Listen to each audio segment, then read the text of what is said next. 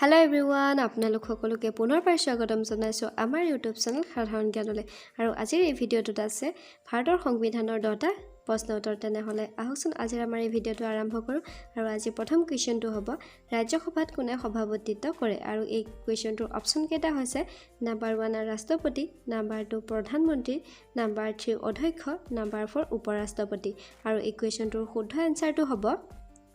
Number 4 উপৰাষ্ট্ৰপতি আৰু ইয়াৰ পিছৰ কোৱেশ্চনটো হৈছে যে ৰাজ্যসভাৰ সদস্যৰ সংখ্যা কিমান আৰু এই কোৱেশ্চনটোৰ অপচন কেইটা হৈছে নাম্বাৰ 1 250 জন নাম্বাৰ 2 260 জন নাম্বাৰ 3 425 জন নাম্বাৰ 4 545 জন আৰু এই কোৱেশ্চনটোৰ শুদ্ধ এনসাৰটো হ'ব নাম্বাৰ 1 250 জন আৰু ইয়াৰ পিছৰ কোৱেশ্চনটো হৈছে যে ৰাষ্ট্ৰপতিয়ে কিমানজন সদস্যক ৰাজ্যসভালৈ মনোনীত কৰে আৰু এই কোৱেশ্চনটোৰ অপচন কেইটা হৈছে নাম্বাৰ 1 250 জন নাম্বাৰ 2 12 জন নাম্বাৰ 3 238 জন নাম্বাৰ 4 20 জন আৰু এই কোৱেশ্চনটোৰ শুদ্ধ এনসাৰটো হ'ব নাম্বাৰ 2 12 জন আৰু ইয়াৰ পিছৰ কোৱেশ্চনটো হৈছে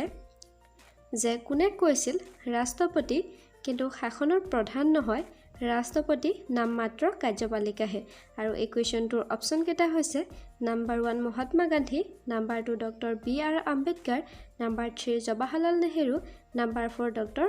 অমৰ্ত্য সেন আৰু এই কোৱেশ্চনটোৰ শুদ্ধ এনসাৰটো হ'ব নাম্বাৰ 2 ডক্টৰ বি.আৰ. আম্বেদকাৰ আৰু ইয়াৰ পিছৰ কোৱেশ্চনটো হৈছে যে ৰাজ্যসভাৰ সদস্যসকলৰ কাৰ্যকাল কিমান বছৰ আৰু এই কোৱেশ্চনটোৰ অপচন কেইটা হৈছে নাম্বাৰ 1 6 বছৰ নাম্বাৰ 2 5 বছৰ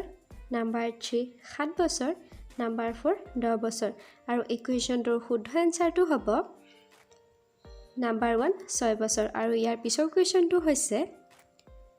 যে ৰাজ্যসভাৰ সদস্য হ'বলৈ কিমান বছৰ হ'ব লাগে আৰু এই কোৱেশ্চনটোৰ অপচন কেইটা হৈছে নাম্বাৰ 1 35 বছৰ নাম্বাৰ 2 25 বছৰ নাম্বাৰ 3 30 বছৰ নাম্বাৰ 4 60 বছৰ আৰু এই কোৱেশ্চনটোৰ শুদ্ধ এনসাৰটো হ'ব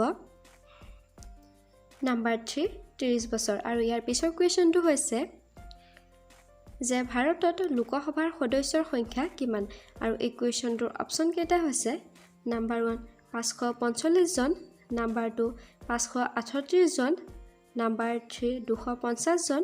নাম্বাৰ 4 238 জন আৰু ইয়াৰ শুদ্ধ এনসাৰটো হ'ব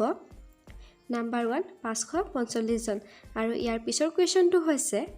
যে ভাৰতত কেন্দ্ৰীয় শাসিত অঞ্চলসমূহে কেইজন সদস্য লোকসভালৈ নিৰ্বাচন কৰে আৰু এই কোৱেশ্চনটোৰ অপচন কেইটা হৈছে নাম্বাৰ 1 12 জন নাম্বাৰ 2 30 জন নাম্বাৰ 3 38 জন নাম্বাৰ 4 27 জন আৰু শুদ্ধ এনসাৰটো হ'ব নাম্বাৰ 4 27 জন আৰু ইয়াৰ পিছৰ কোৱেশ্চনটো হৈছে যে ভাৰতৰ প্ৰকৃত কাৰ্যবাহী শাসক কোন আৰু এই কোৱেশ্চনটোৰ অপচন কেইটা হৈছে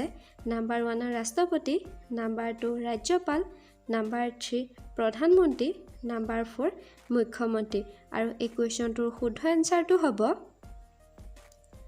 নাম্বাৰ 3 প্ৰধানমন্ত্ৰী আৰু ইয়াৰ পিছৰ কোৱেশ্চনটো হৈছে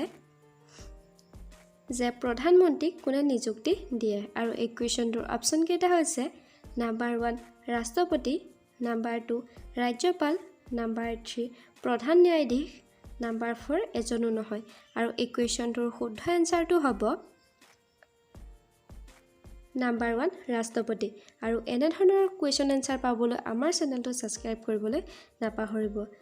আকৌ লগ পাম আন এটি নতুন ভিডিঅ'ৰ সৈতে ভিডিঅ'টো চোৱাৰ বাবে আপোনালোকলৈ বহুত বহুত ধন্যবাদ ভিডিঅ'টো যদি ভাল পালে তেনেহলে like share comment and subscribe কৰিবলৈ নাপাহৰিব